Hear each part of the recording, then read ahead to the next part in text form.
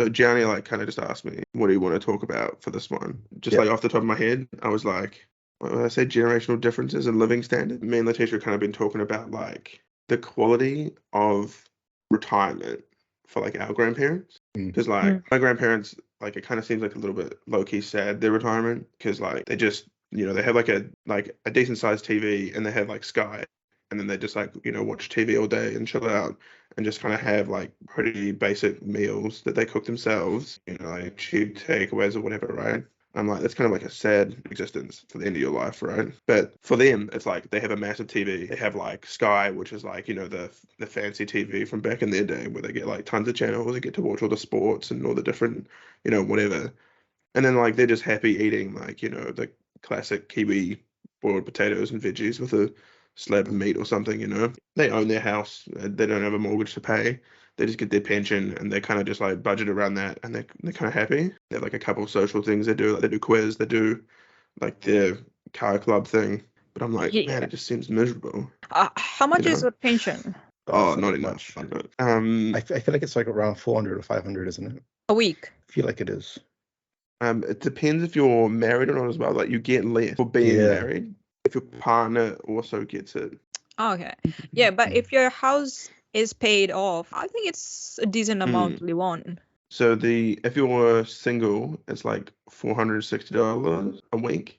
And if you're married, $715, like in total for both of you. So $350 each. So like you can live off it, but it's not super comfortable if that's all you've got, especially if you didn't already own your house. I almost feel like I guess it's kind of boomer generation, like that kind of retirement. There's like two domains. Like there's one, it's like the financial domain, which I think it's like part of like the timeline as well. I think like just coming out of like wars and all kinds of uncertainty, like kind of gave them an advantage, because like I feel like when you go from like uncertainty into like complete certainty, you could like leverage that. I mean, it's and I think kind of low-key ruthless, but like most boomers have gone through like the greatest period of growth in their life, like at least in the West, right?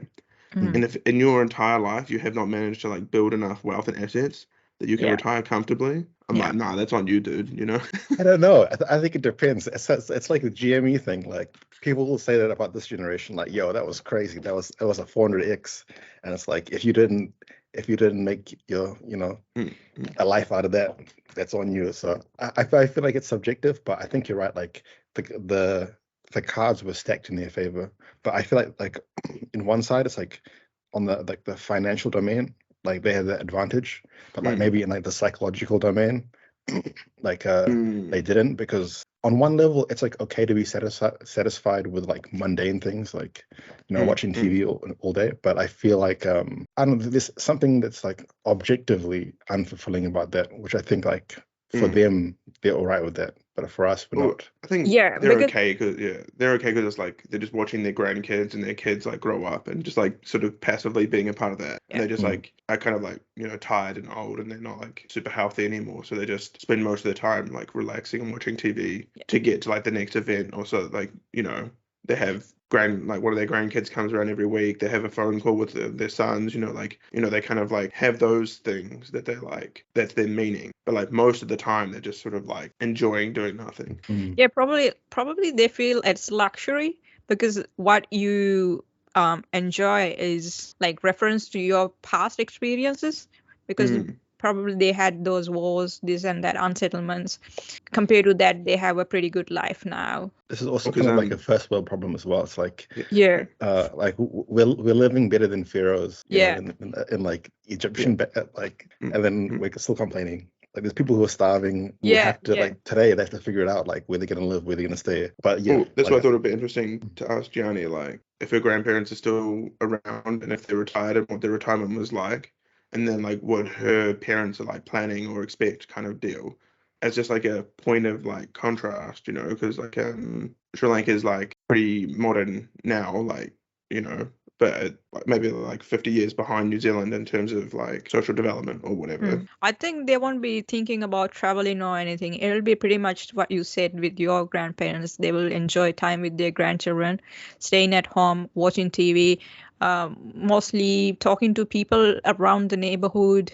Or if they're living in a village, they will have a pretty like village life where they enjoy doing very simple thing, for example cooking, but if you do it in New Zealand for like 30 minutes, they will take like 1 hour, 1.5 hours to do the whole process, doing it from the scratch, and they will enjoy the process, and that's their day. I don't think they will have a lot of expectations compared to even a New Zealand boomer. Because like one of our neighbors, she's like retired, but she's also just kind of been low-key retired her whole life. Like she's like from that generation when like being a stay-at-home wife or mum was like the expectation.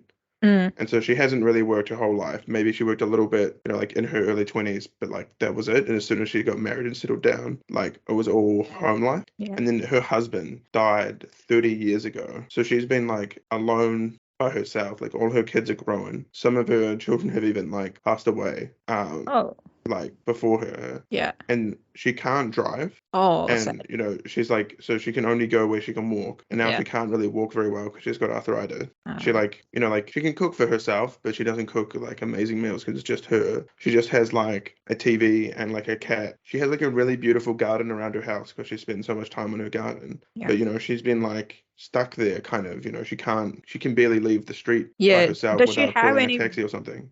Visitors or anyone occasionally visiting her at least?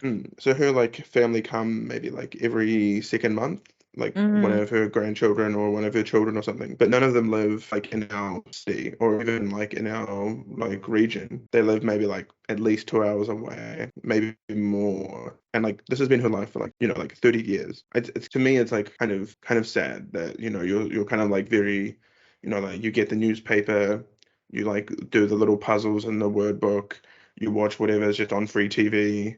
You buy like cheap heaters because you can't, like you don't have a heat pump and like that kind of stuff. Yeah. And just like you just play in your garden all day and have like beautiful flowers and stuff. But like that's kind of like all you have as your life. And then for like 30 years alone by yourself with just family occasionally. That feels like even like a step down from my grandparents, Not really a life I would like, Of course, yeah. Do you think living in a retirement village or somewhere rather than living in their own homes is a better option because you get to associate some other people around your age with similar interests? Depends who's there, really. Yeah, I think one of those like retirement villages where like you own your own little tiny house, but it's like full of everybody else would probably be something like that. Would have been really nice for her maybe like 10 years ago, 15 years ago. But now she's almost like too old that it would be like too late. That like lifestyle where you can still go do stuff with all your neighbors that are retired. Yeah. Now she's kind of like getting to the point where she's starting to like almost need like a nurse in her home kind of thing or something like that. Like in a way, I almost feel like kind of, I guess you can call it suffering, almost comes from like a unnatural extension of our like lifespan. Back in the day, like we're not supposed to be living like that. Like in those upper years, so we're not equipped to handle that. Well, but I think there used to be more of a place for that, I don't know what it's like in Sri Lanka, but I know like in like traditional Indian family structures, like the grandparents, they like live in the house. Yeah. And they're like the spiritual guide. And so their whole job is to make sure like the children are growing up to be like moral and have good character and like, like they have like a specific role that's assigned to them to look after.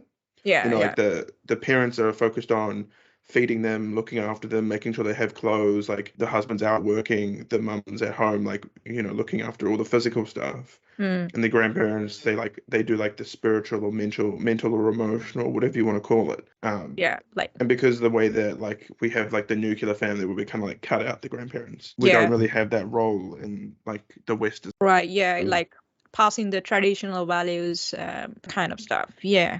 Two sides for that. Sometimes some grandparents are good the way they pass the ideas, the traditional values, culture, spiritual stuff. Some grandparents are like very strict that because they think like they're like boomers, right? So they expect the young generations to think like that them as well. What kind of role did your grandparents or whatever have for you guys? For me, I didn't have my grandfathers. Both I've never seen them. I only had my grandmothers. Still, they both died when I was maybe like 14, 15 years old. But at very young age, probably I had good influence. I don't have much memories, but probably like because it's a great help when both of your parents work. They can look after, and parents are very relaxed. They can trust there's somebody to look after your kid. And I had a really good time, probably playing, learning stuff, learning culture. Yeah, it does feel like it's going more that direction where grandparents are expected to take a lot of the childcare when both the parents still have to work. As if like we can't afford to have like stay-at-home wives as much anymore. Like life is too expensive. But that feels like a 20-year like recent shift in like New Zealand or Western kind of culture. Yeah. What do you think that our old age will look like? Land parties in the retirement homes.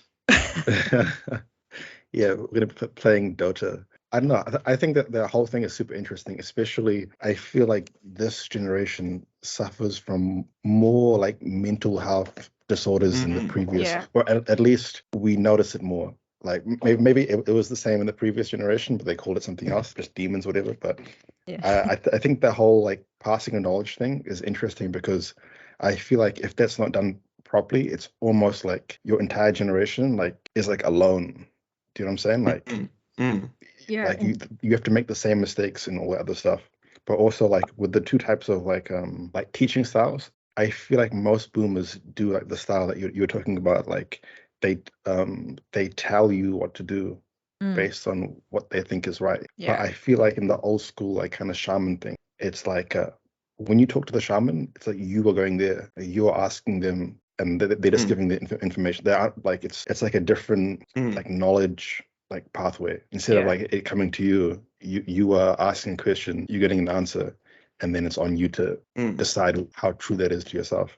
So I think that's super interesting. In terms of old age, I don't know. I don't really want to live into my 80s and all that. I'm very like physical, so it's like as soon as my body decays, it's like, oh man, like I'm gonna go skydiving, I'm gonna do that wingsuit, I'm gonna do all that stuff. Do you think it's because our expectations are high and competition is high in our generation with the population and things we see with the new technology 100%. stuff? I think social media and the internet has done that as well. Firstly, I think I feel like the parameters for us to be content are different than the previous generation. I don't know if you can prove it, but it's just like I feel like our brains are like hardwired differently. Like our attention span, our reward system, like we have to be rewarded all the time. Yeah. So I think that, and also being able to see how other people are living in other areas from without going there. Yeah. Whereas before, you were only in competition with the highest status person in your village, immediate surrounding. Yeah. But now you can go on Instagram and you can see someone way 1,000 miles away and just see how he's living, and then now you're competing with that guy. I think part of it is also like we kind of like we like the music that we liked as teenagers still, or like as young adults, and you kind of like old people still like the same music that they liked when they were young, right? And that's why like old people feel like they still listen, like old people music or whatever, right? And now we're kind of at that generation where like feel like we still listen to some of like the same bands that we still listened to in high school or like university, right? And we don't feel like that's old music, but to like young people now were like listening to old as music, right? True. I feel like my grandparents, right, when they were born, there was like no TVs, right? Like, or TVs were like a huge luxury, especially being like colored. Like, people used to get components of the TV sent to them every month in the mail, and they like slowly assemble it. And then after like a year, you have a TV. And so for them, having like a massive screen TV with like 50 plus channels to choose from is like peak luxury, right? Yeah. And we're sitting here thinking like, oh my God, I can't believe they don't have Netflix and like Amazon Prime. Like, how could you sit around watching TV all day without like access to all the shows and everything, right? Not even like they don't even have like YouTube on their like TV. What the hell? Like, how do they just watch standard channels? But for them, they're like, no, this is way better than what we had growing up. This is like, like we couldn't afford this my whole life pretty much, like until we could get like Sky and a big TV. Like this is like that was like what they viewed as like peak luxury when they were in like their 40s and 30s and like working at stuff, right? And so now they're retired, they're like they haven't kept up with like what the newfangled like peak of like access to entertainment or home, whatever. And so they're just like super happy that they have a big TV super comfortable couches. They own their own home. They don't have to have a mortgage to worry about, and they have all these channels to choose from, and they Yeah. can just sit there and just like enjoy, like, oh man, I'm sick of Yeah. this channel. Instead of just back in the day, there was one channel, and then there was like Yeah. 3 channels. That You makes know, sense. Probably that's what they expected to achieve at that time when they were young. Is it's like exceeding their levels, like what we think now to achieve when we are 50 or 60 will be normal for the next generation, maybe when they come. my brother, he's like set up his like gaming system for like the VR chat games and stuff, and he's got like full immersion stuff. Like he's got little like sensors like all around him, and he's got little pulley systems and all this kind of stuff. And I'm like, that's crazy. this is like real intense, right? Yeah. And he's like kind of like a little bit more like nerdy than your average person, right? But you can imagine the kind of setups that people would have like in like 30 years. And we're just going to be happy like with a sick gaming setup that we have now, playing like Age of Empires with all the old bros, and they're going to be looking at us like, I can't believe you're not doing like full immersion, you know, like saber duels or whatever, you know, like the nostalgia effect of like we just don't value like that next level of whatever because it's not part of the like generational culture that we grew up in or whatever. Yeah. And, you know, like we're going to be in our rest homes like with our sick gaming things all in one room, like, you know, set up like, you know, and then our grandkids or whatever will be like, oh my God, I can't believe these old people so primitive, you know, like they're just sitting there with like, you know, they don't even have like VR goggles on. What the hell? Like, crazy. How can you see what you're doing? Like, we wouldn't understand half of the things they say. So true. How long do you reckon it takes to cement your value system? Do you know what I'm saying? Like, I feel like once it's locked in, like that's where when you become old, you're still referencing this system. Like, how long or is it already gone for us? Like, is there any hope to? No, I think it's like totally like a, you know, there's the neighbor that can't drive, right? And she doesn't use any technology. She doesn't have a cell phone. She only has like a landline, you know, like all this kind of stuff, right? So she's like totally out of the loop. But like my grandparents, they like have internet. My granddad uses Facebook. He doesn't use it like super well, but like he uses Facebook, right? So he's like kept up with a lot of the stuff. Like sometimes he prints off pictures from Facebook that my cousins post and stuff like that. You know, it's kind of cute, but it's like he's like made an effort to like learn some of the new technologies to like stay involved. Whereas like you could be like my neighbor who's like 30 years by herself, never bothered to learn how to use a cell phone, doesn't have a computer, doesn't care about the internet, you know, like way further behind, and they're like the same age, right? She might be even like slightly younger, but she's just decided like, I don't care about this stuff. I don't want to learn anything new. Maybe her grandkids would be more engaged with her and give her more calls if they could call her on Facebook. Yes. But because they're like, oh, I don't have any like call a landline to talk to my grandma, you know, like there's too many hurdles in the way because she's like so archaic that what you just call something like, you know, one of the memes is like millennials hate to like call people, to like text them first or just like you know, no, oh, I feel so bad if I just call somebody randomly, like, oh, do you have time, like is it all right, like I'm so sorry for like bothering you. And then if they're like, oh, no, it's all good, then you can like talk. But if you haven't like prearranged some sort of like thing where you're like, oh, can I give you a call this morning? Previously, you're like, oh man, I hate it when somebody just calls me like out of the blue about, you have no idea what's going on, you know? But that's like so normal for them, right? You know, like they're like, she calls us to be like, oh, my hip's not feeling that great. Can you like bring in my recycling bin out for me? And I'm like, you know, it could be a text. Like there's this comedian bit about like how people used to like stop by people's houses, like you just show up like unannounced, and like back in the day, like, yo, we had the cake, you know, in a container or something, and now it's like they knock on the door and everyone was like hiding and whatever. Like it's like a different thing to just show up unannounced, where I feel like maybe that was more acceptable back in the day. In terms of like we aren't the youngest generation, but like in terms of what do you think is something that the new generation is doing that we are resistant to, but it will end up being like the internet and whatever, and like I feel like eating meat is like one of those things that like will one day be viewed as like super archaic. Like I think most people don't care that much about eating meat if they could have something that was technically not meat but was exactly the same, you know, like lab grown or just like a substitute. Like I don't care if this like chicken fillet is like actual chicken or just is a bunch of proteins and stuff that tastes exactly like chicken. I think as soon as they make like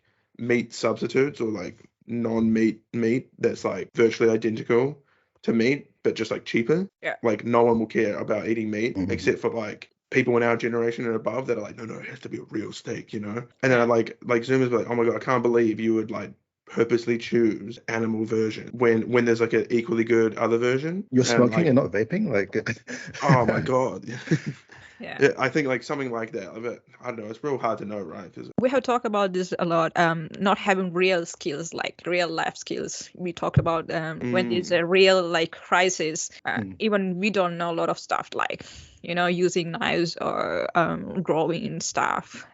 Planting, not going to the hunting level, but doing like general stuff. We're kind of a bridging generation, right? We know a little bit of that. We know a little bit of the internet era, but the next generation lose a lot of life skills, I guess. There's going to be a reckoning at some point. We aren't in tune with the environment. We're like pretty much what he said. Like there's like a disconnect in terms of like what's real and what's not real. I feel like all the new stuff is about like that like dichotomy or that difference, like with the VR. Yeah. What's real, what's not real. With meat, what's real, what's not real. What's like genders, what's real, what's not real. Like yeah. They're in that NFT era, NFT, all the virtual stuff. if you think about like the previous, like the boomers, right? You can imagine their parents or grandparents giving them shit, but not knowing how to make a log cabin from scratch. Like, oh, what? You can't just take an axe and then go out into a forest and like build yourself a cabin? What are you? Like, you've got no practical skills. Yeah. And then, they're like, oh, I can't believe you can't like, put a door back into your house. Like, why don't you have these handyman skills? And then, we're gonna be post door, we're gonna be like to our grandchildren, we're like, oh, what? You can't like pull your own chair out. And it's like, no, of course not. Like the house does that automatically. I think there's like I don't know, another example would be like diesel mechanics or like car mechanics. Yeah. Like how redundant are these like super practical? Like I can't believe you can't change your own oil. Like fucking cars only gonna have oil in like 20 years, bud. Like a lot of those like real skills that we think of.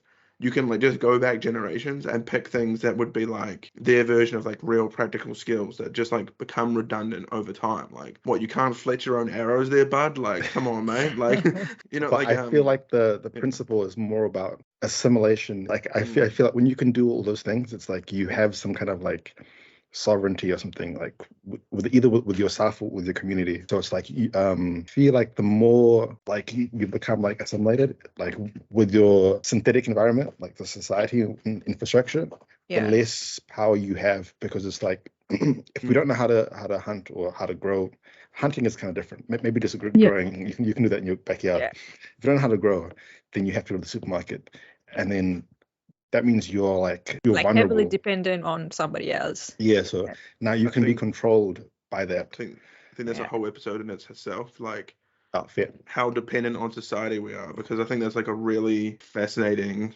concept. Because I don't know, maybe we can next time we'll just do a whole hour on like dependence on society and how like sovereignty and stuff. You guys familiar with that story about that guy that went bush with his kids? Oh yeah. I think we start from there and we talk about how society like kind of like how we're ruled, but we just like don't realize it, and then also how we like opt in and opt out. And I know we're kind of hitting time for you, Brendan, anyway, so that would be like a nice. That's a good teaser right there. Yeah, good teaser for next one. We got a topic preloaded.